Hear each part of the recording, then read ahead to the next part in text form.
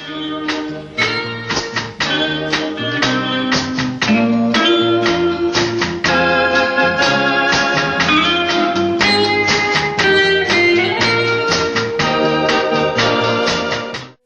എന്നുള്ള നിലയ്ക്ക് ഒരു പരിധി വരെ കണ്ടിന്യൂസ് ആയിട്ട് സുകുമാരനായിരുന്നു. രണ്ട് പെൺകുട്ടികൾ, വാടക വീട്, സൂര്യദാഹം, നിറമാർന്ന നിമിഷങ്ങൾ, കഥയറിയാതെ, കൊച്ചു കൊച്ചു തെറ്റുകൾ വരെ.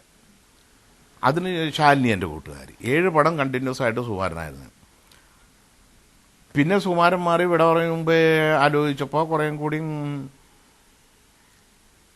അന്ന് സുകുമാരൻ്റെ പ്രായം വെച്ചിട്ട് പോരാ, കുറേയും കൂടി ഒരു എൽഡർലി മാൻ വേണം എന്നുള്ള നിലയ്ക്കും കൂടിയാണ് നസീർ സാറിനെ സെലക്ട് ചെയ്തത്. ഒന്ന് പിന്നെ